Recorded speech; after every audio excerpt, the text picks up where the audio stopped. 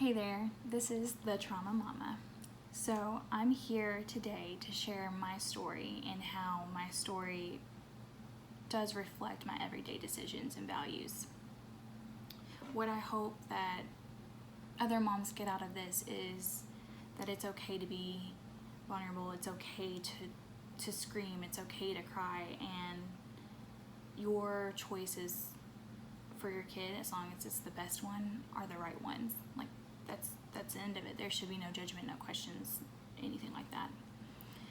So a little background story about myself, and I'm hoping that the more we do these videos, the more you'll kind of understand where I've come from. And I'm not looking for a pity story, and I'm not looking for people to feel sorry. I'm looking for people to just listen to my story. And what I do know is I hear all the time that my story is unique and how it's hard to share what I have to say. So please bring just positivity and not negative. So a little background. At age 5, I was dropped off at a church with my siblings, and I have a total of 9 siblings, but we'll get into that later.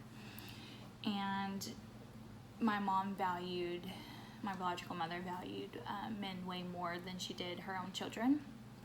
And I hate to say this, but this is kind of how I felt and how I've kind of explained it throughout the years, is that I was kind of auctioned. I know that's a really awful word. Kind of makes you think of like auctioned off like cows or something. I don't even know. But through the churches, like the church families that were there. So my sister and I grew up with her. We were placed with one family that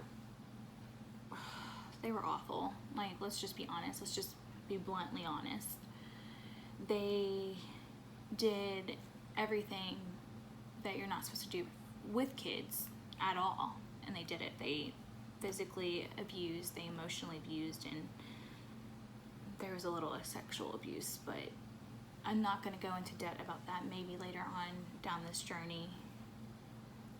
But we were with them for 10 to 11 years, but this was not the foster care system. Let me get that clear.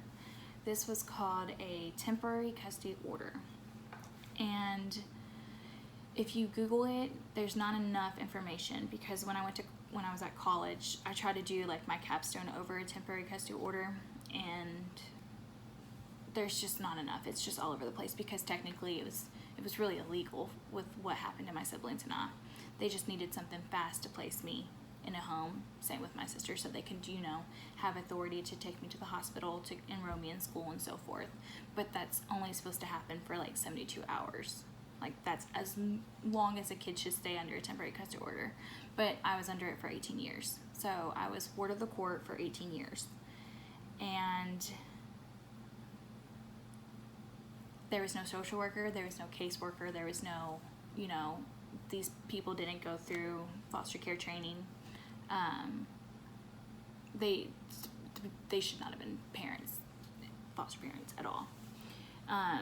You would think that us leaving the situation in which we were in before, we would have a better opportunity, but no, that didn't occur. So we were with them for 11 years, and then I moved. My sister got kicked out at 18.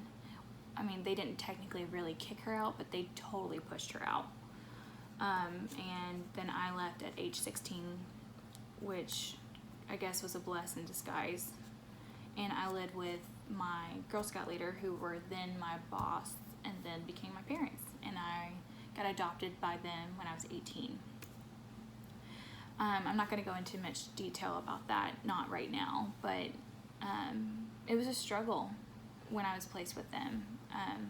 There was a lot of rules and expectations placed down, and they were very strict parents, and I think at times they still can be. And this isn't supposed to be any negativity towards my parents or anyone else's parents. This is literally just sharing my perspective on what has happened in my life that's happened to me, which I'm totally allowed to do, and no one's ever going to tell me I can't share my perspective and how I feel, because it's my feelings. So I was with them until, technically still with them. And I gained like grandparents and all of that great stuff. And it was, pretty great at the very beginning. There was a lot of obstacles in which we went through, still go through. That's kind of a touchy subject right now. All my life, all I wanted was to have a family that was accepting and that loved me and that wouldn't make me feel like an outsider, which puts me where I'm at today. So I met my husband while I was in school. My degree is in child and family studies. Duh.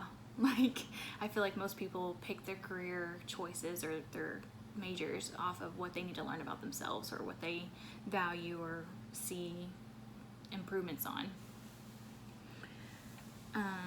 So I was a child and family studies major. I graduated in 2018 from Berea College, and how I got into that school was sharing a little bit of snippet of my story. And I felt like starting a YouTube channel was what I needed to do right now. I just feel like I have that calling, and we'll see what comes of it.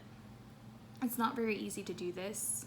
I'm trying to be extremely brave. This is probably my third to fourth shot trying to create this video. Trying to get comfortable enough to talk on camera and to open up about things. And I have an amazing little girl. She was born at the beginning of this year. Luckily, we were out of the hospital before COVID actually started hitting the States. My pregnancy was awful. My delivery was awful. She was in the NICU for 17 days, and I was a patient for 8 because I had preeclampsia with extreme conditions.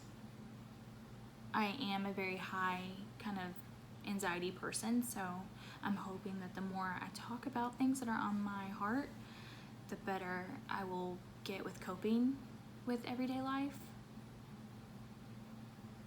Right now is difficult because we are in another big change. We are learning how to put healthy boundaries down on my parents as well as my husband's mom, so my mother-in-law. And like I said, this is not to be rude on anything. This is just me speaking on what we need for our family unit and what I need, and I'm hoping that this channel just helps other moms in needs that are going through this, because I'm sure everyone has problems with their mother-in-law and with their parents, especially as first-time moms, and that's where I'm at. And I just want to discuss a little bit on what I went through with my trauma and how that affects my parenting choices and what I want for my kid, because I just want to be respected as a parent, and I'm gonna screw up. I know I am. No one's perfect, and I would never dare try because I'm far from it. So I kind of want to, in the next video, go into a little bit more detail on what I went through with the first family, and then I kind of want to go back and reflect on what I'm going through today and how I'm handling that. I'm hoping that you guys just enjoyed this little snippet of me sharing a little bit about myself, and just please subscribe and tune in for the next video, and I'm hoping to have these out every Tuesday. Thank you. This is the Trauma Mama.